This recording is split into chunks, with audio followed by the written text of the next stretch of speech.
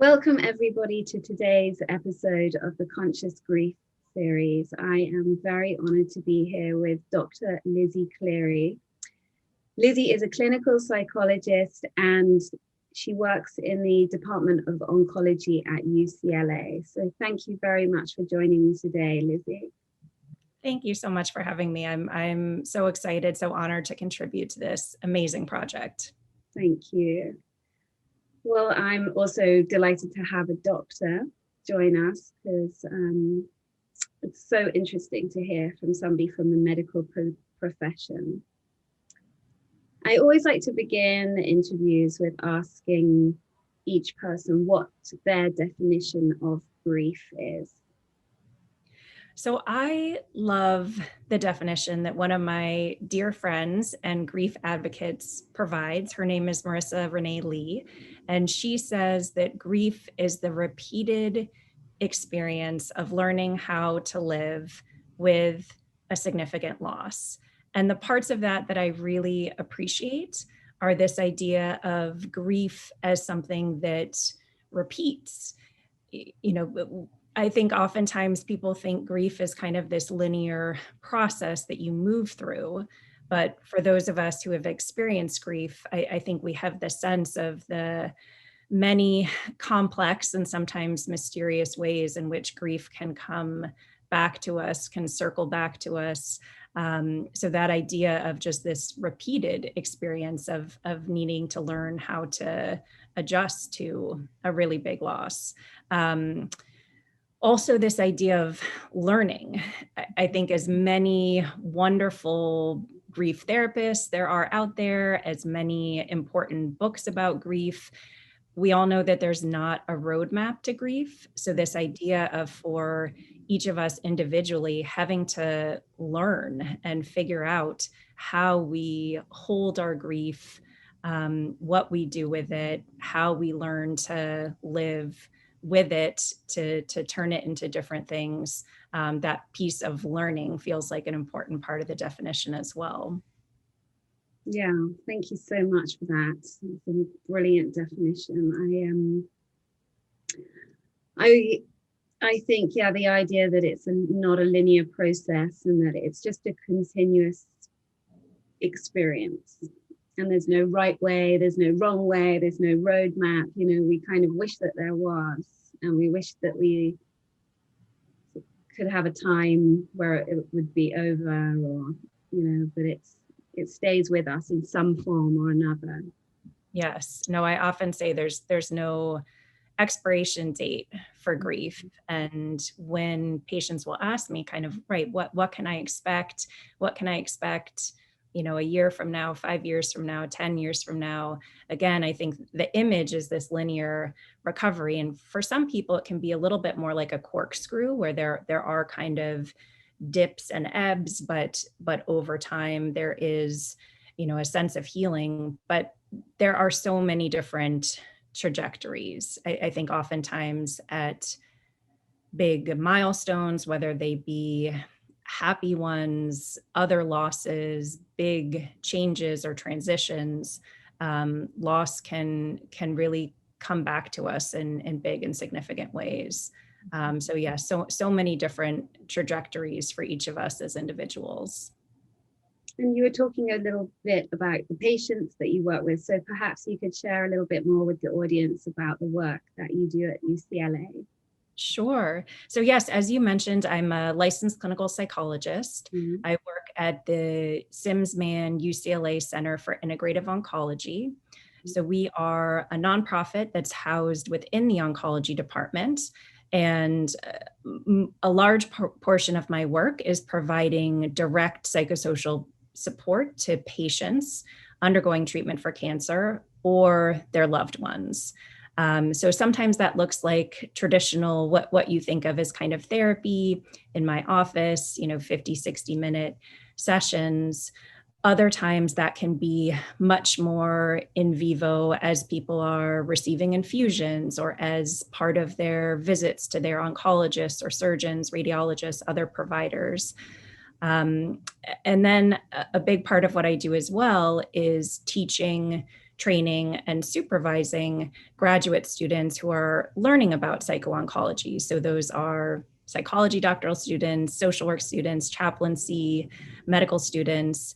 And it's such a wonderful part of my job to teach, to explain, to give feedback on what it's like to support someone as they receive a diagnosis for cancer, go through treatment, hopefully move into survivorship, but in other cases, also move towards end of life preparations and bereavement for family and friends. Wow, what amazing, amazing work that you do, truly. Um, it's, yeah, it's kind of an interesting space, I think, grief, because it feels a little, well, it's always amazing to me, firstly, that we all die and then we spend so little time thinking about that process and how we would like to, you know, be when it's our time, if you know what I mean. And why do you think that sort of death and grief is quite misunderstood or sort of more unexamined, if you like?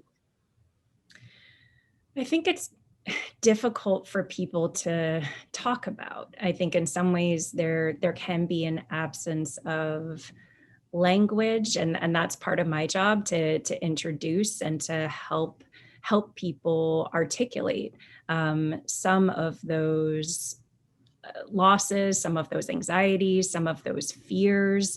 Oftentimes people want to protect those around them. And so, I don't think there's anyone who receives a cancer diagnosis and doesn't think about, the potential for shortened life expectancy, fears and anxieties about their mortality. But oftentimes those are topics, conversations that people are really hesitant to bring up with each other. And so we often see in families, kind of out of everyone's desire to protect one another, those conversations aren't had. And we kind of have a maxim in the field that conversations around end of life, they typically either happen too early or not at all. And too early in the sense that it feels too early to someone. It usually doesn't feel too early to us, but again, because of that discomfort, to someone in the family system, it may feel premature due to discomfort. Yeah, I interviewed somebody else about end of life plans, and she was saying, you know, her mission is to make end of life plans as normalized as birth plans. Yes. But yeah, that would be so amazing, because obviously when you're in the throes of cancer, most people are wanting to survive. You know, most people are wanting to grasp and not kind of go to the place of like surrendering, or some people may say giving up, you know, whatever your language is. But if we've kind of really contemplated these things before we even potentially get unwell, then I just think that that's a kind of conscious way of being, in a sense. Absolutely. I mean, it's definitely intentional. It's thoughtful, and yeah, so often it can really be a gift to have these conversations with loved ones, to let wishes be known. We also, one of my brilliant colleagues, Lorelei Bonet, she often points out to us too that these conversations are so much more actually about living than dying as well. I mean, death, in many ways kind of happens in an instant, but the conversations are really more about that time leading up to death and what's important, meaningful to people about that time. How do they want to, where do they want to be what sources of comfort can they identify? How do they want their loved ones to be involved? I mean, those questions are all about living in different forms. Sure, sure. I was wondering, do you give specific advice about what people can do to support themselves, in the throes of their grief? Like, what sort of tips or advice do you give them? Well, it depends. So it's interesting working in oncology because a lot of the work is in anticipatory grief and loss. So we certainly do provide support in bereavement to folks who have lost a loved one. But for me, my work with patients is so much about naming and identifying all of the whole panoply of losses that happen from the moment that someone receives a diagnosis of cancer. Um, so I think a large part of the work is actually consciously identifying and naming what those many losses are. That is part of the anticipatory grieving. It's part of the grief process for everyone. Um, I think grief has such a complexity to it, and it goes so beyond kind of the absence of someone we love and care about, but it's about, the future that we anticipated with them. It's about the shared memories that are lost. It's about our own identity in relation to that person. And so part of kind of preparation, part of the grieving process is taking time to really look at and speak out loud and feel each of those many, many losses that together kind of form these greater grief experiences that we have. Yeah, absolutely. And I know that because we talked, previous to this conversation, that you have your own personal experience of the death of your mother. Yeah. So, Yeah, sorry. no, well, go ahead. No, so I was just gonna share. Yes, so my mother died from suicide when I was 23 years old, right after graduating from college, and that has really shaped how I think about grief and the way that I work clinically with grief. So for me, one thing I know about all of my graduate students that I work with and who I was as a graduate student, there is so much eagerness to help, to fix, to make someone feel better. And part of our training is really learning all the skills of different therapy modalities, cognitive behavioral therapy, acceptance commitment therapy, other therapies to help relieve someone's symptoms. And what I learned through my personal experience with grief is grief isn't something to be fixed. It isn't something to be solved. I think the way that you move with grief is through really experiencing it and being able to find safe relationships, safe places where you can really experience the whole range of emotions that come with grief. And grief isn't just sadness, which often gets associated with grief, but it's also feelings of anger, it's feelings of unfairness, of guilt, of regret, of longing, of disappointment. I mean, so many complex feelings. So it's really being provided with the context and the guidance and the support to feel all those things rather than having someone come in and fix. And that's something that I really try and share and model and talk about with my graduate students, because again, that eagerness that I think we all have when we see someone hurting, when we see someone suffering, we all try to rush to make it better, but the making it better with grief is something that looks really, really different. Mhm. Yeah, 100%. I think we all at some point fall prey into that fixing mode, even when we have our own experience of grief, because it's just a natural thing that, yeah, we just, it's hard. It's hard to hold the space sometimes, obviously you get more used to it. But it's so true. It's just finding that safe place, like you're saying, to be able to feel all of the feelings, and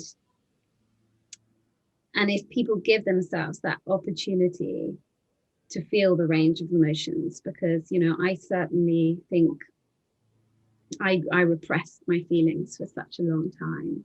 Mm-hmm. With your grief around your mother, did you personally do any support groups or anything like that? Yes, not support groups, but individual support for sure. And again, that idea of kind of not having a timeline for grief, I also sought that out at different points in time. So yes, as a 23-year-old, but also there have been, other times in my life where grief really reemerged very strongly. So for example, when I, in my early 30s, first became a parent, I needed to grieve my mom all over again as someone, now becoming a mother, for my daughter who wouldn't have this relationship with this person who was so important to me. So yes, I always say I'm biased as a therapist in terms of seeing the real value of that kind of support. But I'm also a big believer that healing comes in so many different forms.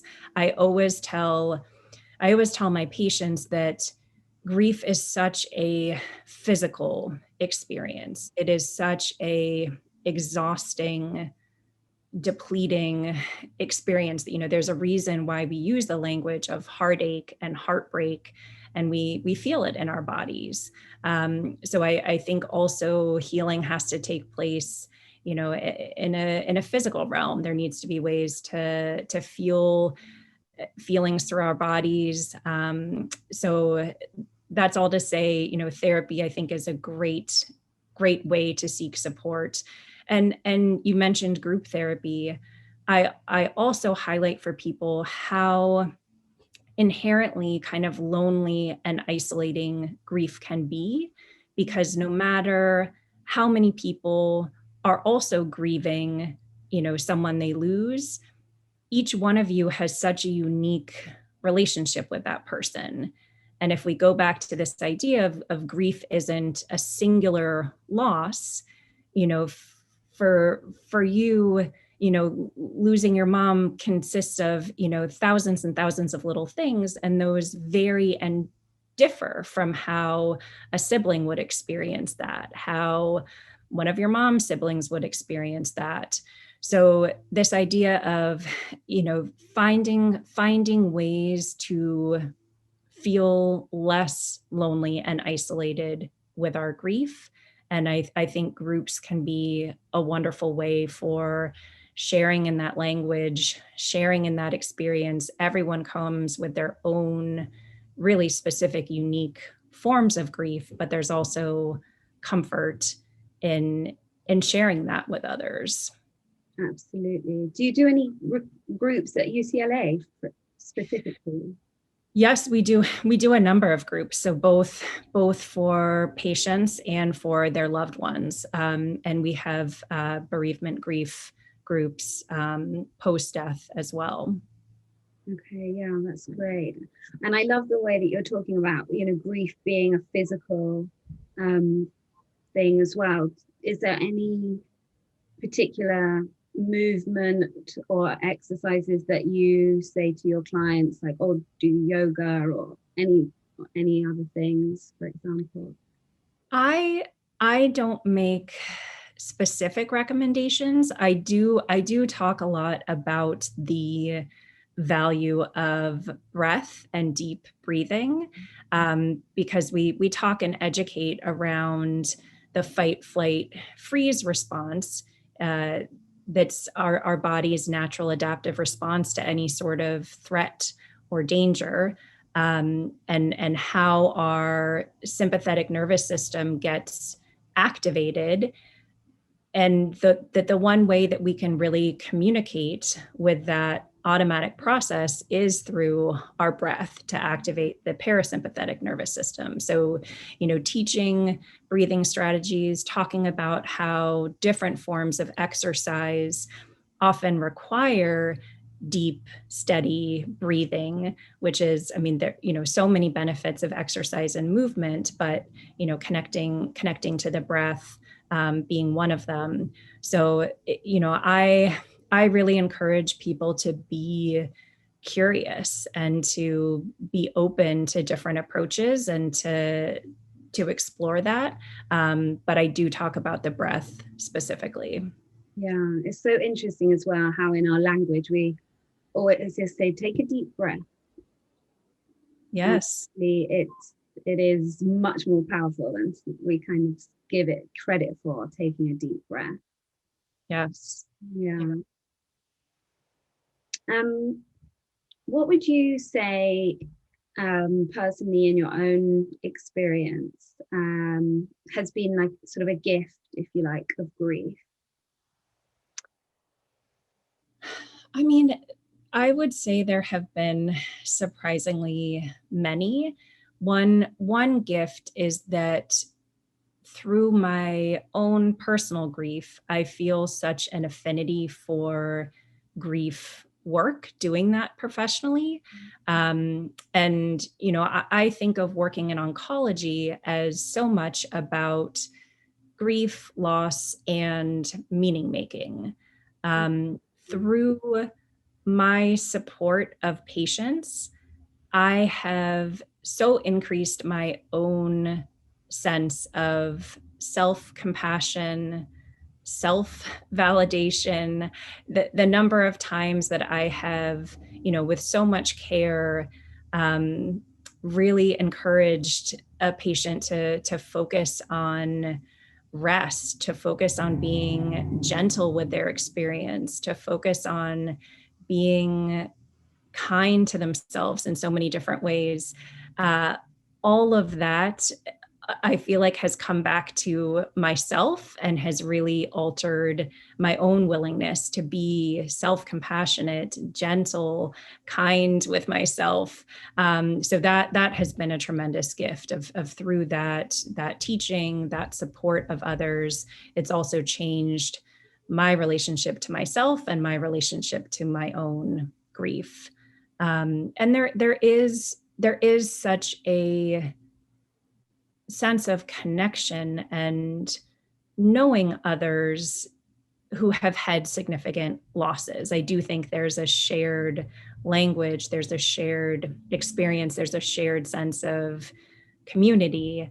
And this, for example, this community that you've created, to me, it has that sense of kind of coming home when you can sit down and have a conversation with someone who shares really intense, but also deeply meaningful experiences around grief.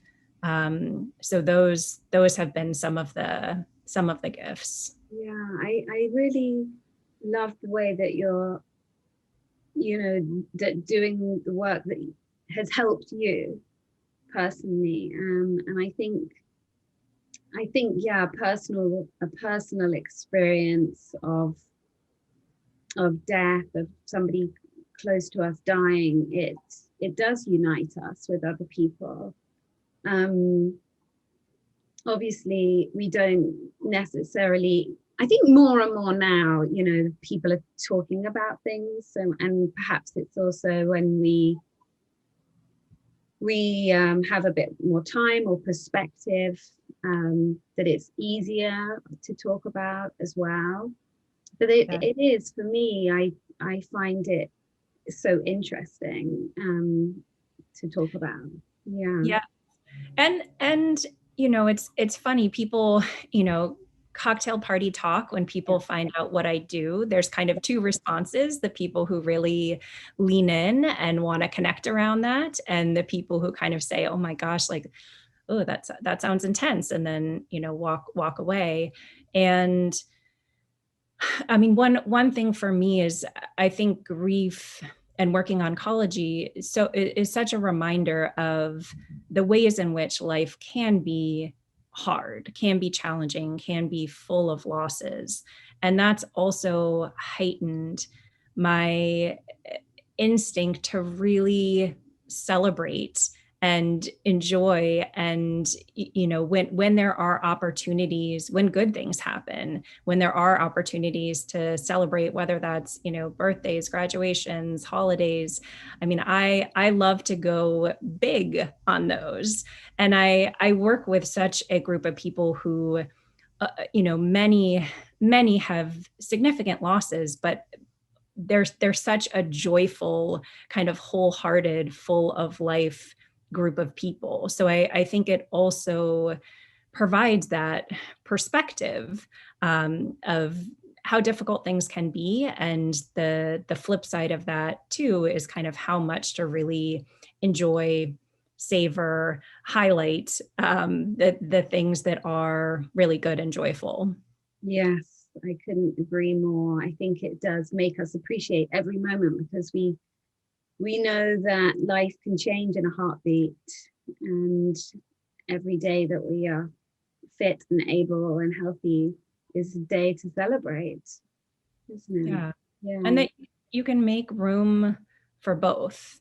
Yeah. Yeah, that it's not, yeah, it doesn't mean trying to live every day only positively, but it one of my good friends calls it, you know, the full human experience, kind of bringing this attitude that we get to have the full human experience, and that there's a real richness in that. One of my favorite lines, which I think is, John Kabat-Zinn, his line is, it's all part of the curriculum. Yes. And I try and bring that attitude to things, you know, good, bad, or otherwise, that it is all part of the curriculum, and there's something to learn from it if we bring a curious attitude, a curious perspective, if we see it all as part of that full human experience, not good, not bad, just full. It is. Yeah.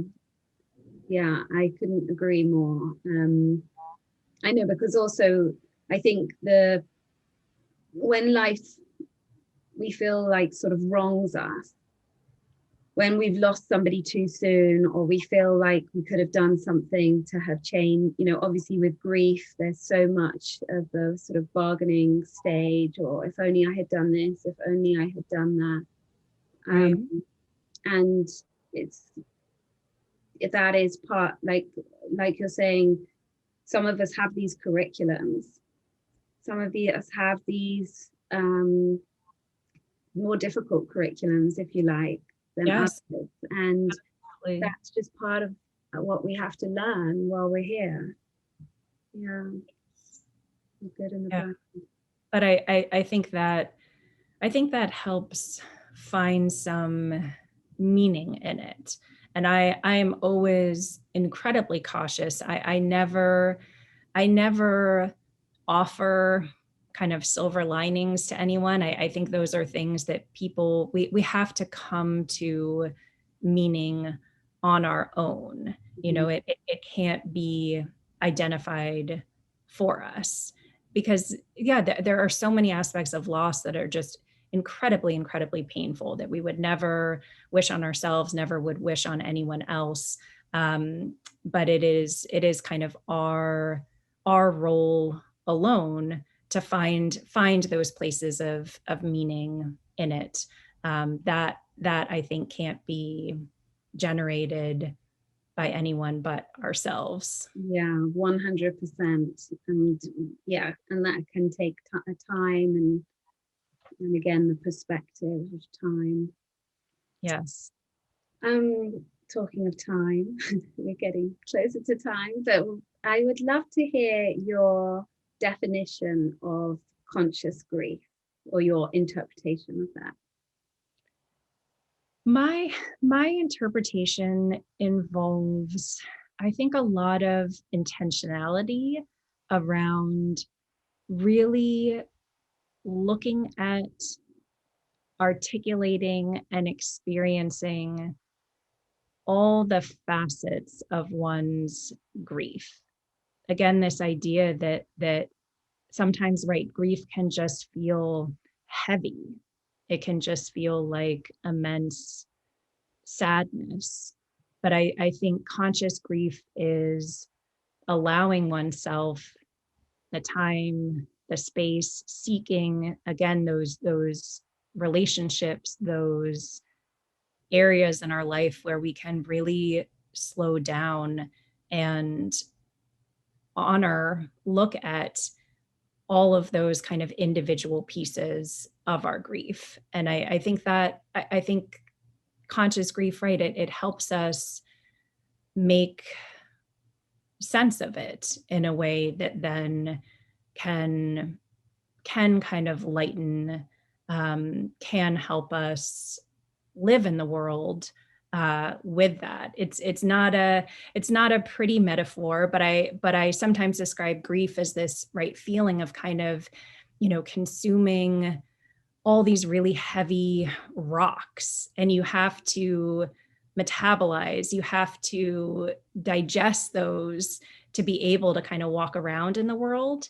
And I think that that process of digesting, of metabolizing, that includes that conscious, really looking carefully and saying, what is this?